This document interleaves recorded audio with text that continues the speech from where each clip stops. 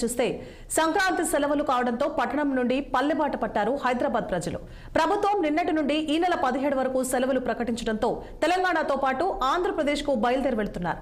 ఈ నేపథ్యంలో ఎల్బీ నగర్ దగ్గర భారీగా ట్రాఫిక్ జామ్ అయింది. దీనికి సంబంధించిన మరింత సమాచారాన్ని మా సీనియర్ కరెస్పాండెంట్ శ్రీనివాస్ అందిస్తారు.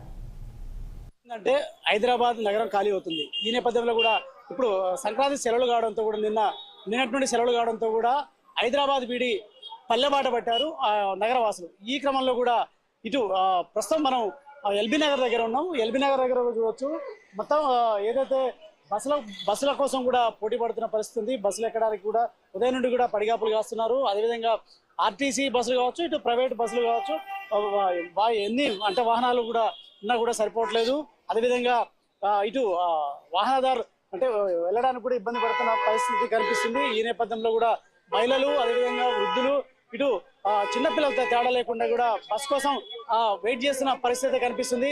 సో ఈ నేపథ్యంలో కూడా ఇక అంటే ఇటు ఆర్టీసీ బస్సుల్లో కూడా అంటే ఏదైతే ప్రైవేట్ ఇటు ఆర్డినరీ బస్సుల్లో కూడా ఏదైతే సూపర్ లగ్జరీ ఛార్జెస్ కూడా వసూలు చేస్తున్న పరిస్థితి. ఈ నేపథ్యంలో కూడా ఏదైతే డబల్ ఛార్జెస్ అంటే ఆర్టీసీ చెప్పినప్పటికి కూడా ఎలాంటి అధిక ఛార్జీలు వసూలు చేయట్లేదని చెప్పినప్పటికీ కూడా ఛార్జీలు వసూలు చేస్తుందంటూ కూడా ప్రయాణికులు చెప్తున్న పరిస్థితి. ఇంకొక వైపు ఏదైతే ఇటు ప్రైవేటు వాహనాల విషయానికి వస్తే మాత్రం ప్రైవేటు వాహనాలు మాత్రం అంటే ఏదైతే వేలల్లో కూడా దండుకుంటున్నారని కూడా ఇటు ప్రయాణికులు ఇబ్బంది పడుతున్నారు, వాపోతున్న పరిస్థితి. ఈ నేపథ్యంలో కూడా మరిన్ని అంటే ఇప్పటికీ ఆర్టీసీ బస్సులు అంటే సఫిషియెంట్ గా వేసామని కూడా రవాణా సంస్థ చెప్పినప్పటికి కూడా అంటే సరిపడా బస్సులు లేక కూడా ప్రయాణికులు పడిగాపులు కాస్తున్న పరిస్థితి కనిపిస్తుంది.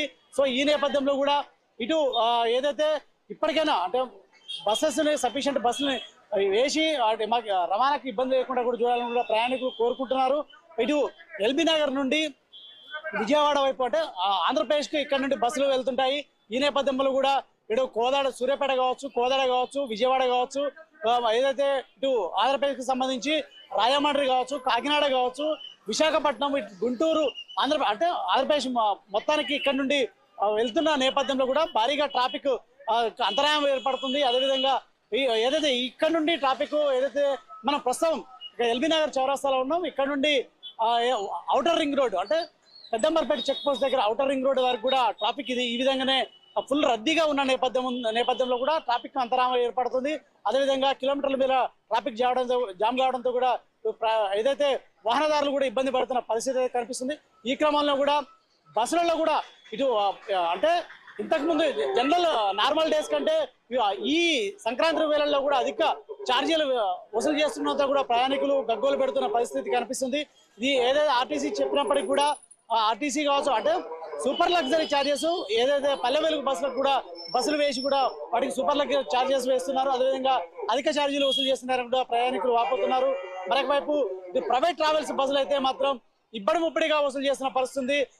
అంటే 500 రూపాయలకు సంబంధించిన టికెట్ కి సంబంధించి 1000 రూపాయలు వసూలు చేస్తున్నారు. అదేవిధంగా టైంను బట్టి 2000 కూడా వసూలు చేస్తున్న పరిస్థితి కనిపిస్తుంది.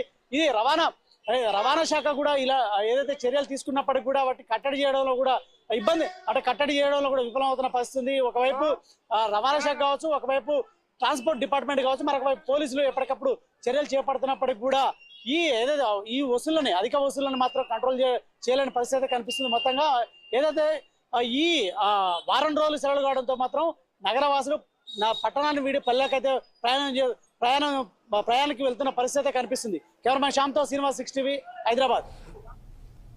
యాదాద్రి భువనగిరి